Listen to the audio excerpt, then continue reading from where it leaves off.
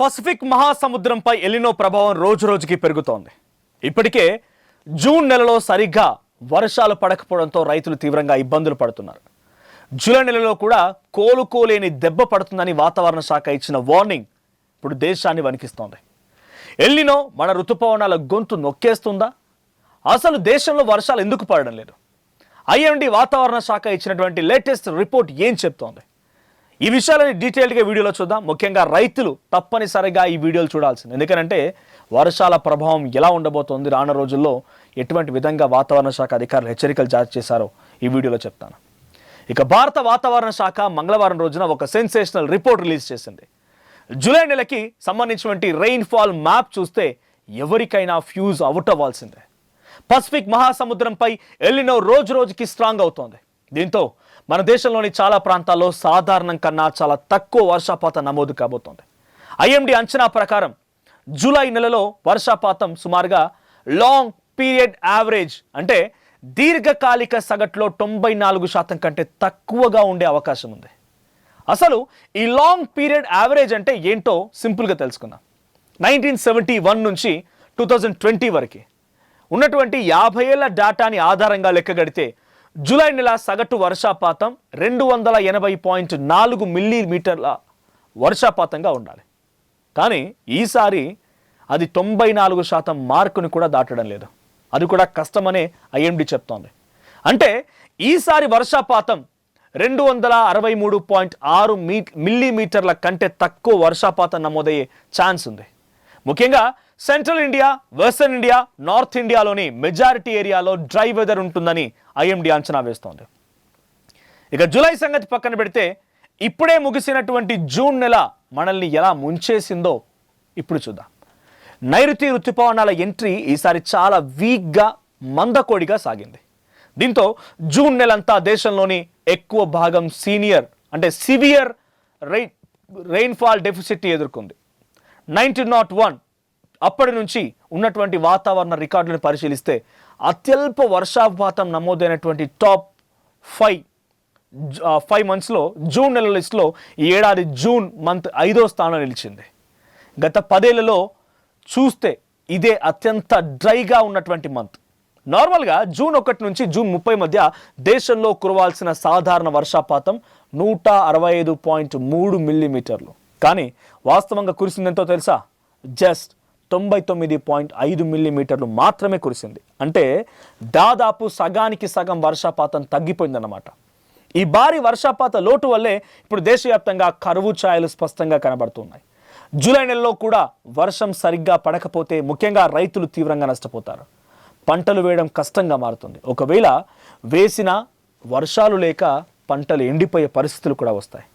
వానలు పడకపోతే కేవలం ఎండలు పెరుగుతాయని అనుకుంటే పొరపాటు. ఎందుకంటే దీనివల్ల దేశానికి వెన్నుముకైనటువంటి వ్యవసాయ రంగం కుప్పకూలిపోయేటువంటి ప్రమాదం కూడా ఉంది. ఇప్పటికే ఈ డ్రై వెదర్ ప్రభావం పంటలపై పడడం స్టార్ట్ అయింది. జూన్ నెలలో వానలు లేకపోవడంతో భూమిలో తేమ శాతం దారుణంగా పడిపోయింది. చాలా రాష్ట్రాల్లో రైతులు ఖరీఫ్ విత్తనాలు వేయలేకపోయారు. విత్తనాలు వేయడం కూడా తీవ్రంగా తగ్గిపోయింది. సాధారణంగా జూన్ నెల ముగిసే సమయానికి దేశవ్యాప్తంగా మొత్తం ఖరీఫ్ సాగు విస్తీర్ణంలో సుమారుగా 20-25% వరకు అంటే 20-25% వరకు విత్తనాలు వేయడం పూర్తవుతుంది. జూన్ నెలలో ప్రధానంగా వరి నార్లు పోయడం, పత్తి, సోయాబీన్, మొక్కజొన్న, వేరుశనగ లాంటి కొన్ని రకాల పప్పు ధాన్యాల సాగులు కూడా ప్రారంభమవుతాయి. జూన్ చివరి వారానికల్లా దేశవ్యాప్తంగా దాదాపుగా 200 నుంచి 250 లక్షల హెక్టార్లు పంటలు పడాలి. కానీ ఐఎండీ రిపోర్ట్ ప్రకారం ఈ ఏడాది జూన్ నెలలో ఏకంగా 40% వరకు వర్షపాతం లోటు నమోదు కావడం, ముఖ్యంగా మధ్య భారతదేశంలో మిడిల్ ఇండియాలో 50% లోటు ఉండడంతో ఈసారి ఖరీఫ్ సాగు దారుణంగా మందగించింది. ఇక జూన్లోనే వరి నాట్లు, నార్ల పనులు వేగంగా జరగాలి. కానీ నీటి లభ్యత లేకపోవడంతో చాలా రాష్ట్రాల్లో వరి సాగు కేవలం 10 నుంచి 12% లోపే నమోదైంది. ఈ వర్షాధారిత పంటలైనటువంటి పత్తి, సోయాబీన్ పంటలకు కూడా జూన్ మొదటి 2 వారాల్లోనే విత్తనాలు వేయడం పూర్తి కావాలి. ఈసారి నెలలో తమకు తేమ లేకపోవడంతో వల్ల రైతులు విత్తనాలు వేయడానికి కూడా సాహసించలేరు. దీంతో సాధారణ సాగుతో పోలిస్తే ఈసారి దాదాపుగా 30 నుంచి 35% తక్కువ విస్తీర్ణంలోనే విత్తనాలు పడ్డాయి. ఇలా రెయిన్ క్రైసిస్ కొనసాగుతున్న క్రమంలో ఐఎండీ శాస్త్రవేత్తలు ఒక రిలీఫ్ ఇచ్చే ప్రకటన చేశారు. జూలై ఫస్ట్ వీక్లో వాతావరణం కొన్ని పాజిటివ్ చేంజెస్ వచ్చే ఛాన్స్ కూడా ఉందంటూ బంగాళాఖాతంలో కొత్తగా అల్పపీడన వ్యవస్థలు ఏర్పడే అవకాశం ఉందని, దీనివల్ల మధ్య పశ్చిమ ఉత్తర భారత్లోనే జూలై మొదటి వారంలో వర్షాలు పడే అవకాశం ఉందని చెప్తున్నారు. ఒకవేళ వర్షాలు పడితే పంటలు పండడానికి ఆస్కారం ఉంటుంది, లేదంటే కరువు పరిస్థితిని మనం డెఫినెట్గా ఎదుర్కోవాల్సి ఉంటుంది. ముఖ్యంగా రైతులు తీవ్రంగా నష్టపోతారు. ఇప్పటికే ఎల్నినో ఎఫెక్ట్ జూన్ నెలలో స్పష్టంగా కనిపించింది. జూలైలో కూడా ఈ ముప్పు పొంచి ఉంది. జూలైలో కూడా వానలు పడకపోతే రాబోయే రోజుల్లో పప్పులు, కూరగాయలు, బియ్యం ధరలు ఆకాశాన్ని తాకుతాయి. మరి బంగాళాఖాతంలో ఏర్పడేటువంటి ఈ అల్పపీడనం మన దేశాన్ని రక్షిస్తుందో లేదో వేచి చూడాల్సిందే. మరి ఈ ఎల్నినో పరిస్థితులపై, వర్షాల కొరతపై మీ ఏరియాలో పరిస్థితి ఎలా ఉంది? మీ దగ్గర రైతు ఎదుర్కొంటున్న సమస్యలు ఏంటి? ఆల్టర్నేటివ్ ప్లాన్స్ ఏమైనా ఉన్నాయా? ఎల్నినో ప్రభావం మీ ప్రాంతంలో ఏ రకం కనబడుతుందో కామెంట్ చేయండి. మరిన్ని ఇలాంటి ఇంట్రెస్టింగ్ అప్డేట్స్ కోసం ఆ స్ట్రీమ్ని సబ్స్క్రైబ్ చేసుకోండి. పసిఫిక్ మహాసముద్రంపై ఎల్నినో ప్రభావం రోజు రోజుకి పెరుగుతోంది. ఇప్పటికే జూన్ నెలలో సరిగ్గా వర్షాలు పడకపోవడంతో రైతులు తీవ్రంగా ఇబ్బందులు పడుతున్నారు. జూలై నెలలో కూడా కోలుకోలేని దెబ్బ పడుతుందని వాతావరణ శాఖ ఇచ్చిన వార్నింగ్ ఇప్పుడు దేశాన్ని వణికిస్తోంది. ఎల్నినో మన ఋతుపవనాల గొంతు నొక్కేస్తుందా? అసలు దేశంలో వర్షాలు ఎందుకు పడడం లేదు? ఐఎండీ వాతావరణ శాఖ ఇచ్చినటువంటి లేటెస్ట్ రిపోర్ట్ ఏం చెప్తోంది? ఈ విషయాలని డీటెయిల్డ్గా వీడియోలో చూద్దాం. ముఖ్యంగా రైతులు తప్పనిసరిగా ఈ వీడియోలు చూడాల్సింది. ఎందుకంటే వర్షాల ప్రభావం ఎలా ఉండబోతోంది, రానున్న రోజుల్లో ఎటువంటి విధంగా వాతావరణ శాఖ అధికారులు హెచ్చరికలు జారీ చేశారో ఈ వీడియోలో చెప్తాను. ఇక భారత వాతావరణ శాఖ మంగళవారం రోజున ఒక సెన్సేషనల్ రిపోర్ట్ రిలీజ్ చేసింది. జూలై నెలకి సంబంధించినటువంటి రెయిన్ఫాల్ మ్యాప్ చూస్తే ఎవరికైనా ఫ్యూజ్ అవుట్ అవ్వాల్సిందే. పసిఫిక్ మహాసముద్రంపై ఎల్నినో రోజు రోజుకి స్ట్రాంగ్ అవుతోంది. దీంతో మన దేశంలోని చాలా ప్రాంతాల్లో సాధారణం కన్నా చాలా తక్కువ వర్షపాతం నమోదు కాబోతోంది. ఐఎండీ అంచనా ప్రకారం జూలై నెలలో వర్షపాతం సుమారుగా లాంగ్ పీరియడ్ యావరేజ్ అంటే దీర్ఘకాలిక సగటులో 94% కంటే తక్కువగా ఉండే అవకాశం ఉంది. అసలు ఈ లాంగ్ పీరియడ్ యావరేజ్ అంటే ఏంటో సింపుల్గా తెలుసుకుందాం. 1971 నుంచి 2020 వరకు ఉన్నటువంటి 50 ఏళ్ల డేటాని ఆధారంగా లెక్కగడితే జూలై నెల సగటు వర్షపాతం 280.4 మిల్లీమీటర్ల వర్షపాతంగా ఉండాలి. కానీ ఈసారి అది 94% మార్కుని కూడా దాటడం లేదు. అది కూడా కష్టమనే ఐఎండీ చెప్తోంది. అంటే ఈసారి వర్షపాతం 263.6 మిల్లీమీటర్ల కంటే తక్కువ వర్షపాతం నమోదయ్యే ఛాన్స్ ఉంది. ముఖ్యంగా central India, western India, north ఇండియాలోని మెజారిటీ ఏరియాలో డ్రై వెదర్ ఉంటుందని ఐఎండీ అంచనా వేస్తోంది. ఇక జూలై సంగతి పక్కన పెడితే ఇప్పుడే ముగిసినటువంటి జూన్ నెల మనల్ని ఎలా ముంచేసిందో ఇప్పుడు చూద్దాం. నైరుతి ఋతుపవనాల ఎంట్రీ ఈసారి చాలా వీక్గా, మందకోడిగా సాగింది. దీంతో జూన్ నెలంతా దేశంలోని ఎక్కువ భాగం సివియర్ రెయిన్ఫాల్ డెఫిసిట్ని ఎదుర్కొంది. 1901 అప్పటి నుంచి ఉన్నటువంటి వాతావరణ రికార్డులను పరిశీలిస్తే అత్యల్ప వర్షపాతం నమోదైనటువంటి టాప్ 5 మంత్స్లో జూన్ నెల లిస్టులో ఈ ఏడాది జూన్ మంత్ 5వ స్థానం నిలిచింది.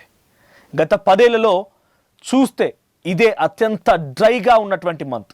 నార్మల్గా జూన్ 1 నుంచి జూన్ 30 మధ్య దేశంలో కురవాల్సిన సాధారణ వర్షపాతం 165.3 మిల్లీమీటర్లు. కానీ వాస్తవంగా కురిసిందెంతో తెలుసా? జస్ట్ 99.5 మిల్లీమీటర్లు మాత్రమే కురిసింది. అంటే దాదాపు సగానికి సగం వర్షపాతం తగ్గిపోయిందన్నమాట. ఈ భారీ వర్షపాత లోటు వల్లే ఇప్పుడు దేశవ్యాప్తంగా కరువు ఛాయలు స్పష్టంగా కనబడుతున్నాయి. జూలై నెలలో కూడా వర్షం సరిగ్గా పడకపోతే ముఖ్యంగా రైతులు తీవ్రంగా నష్టపోతారు. పంటలు వేయడం కష్టంగా మారుతుంది. ఒకవేళ వేసిన వర్షాలు లేక పంటలు ఎండిపోయే పరిస్థితులు కూడా వస్తాయి.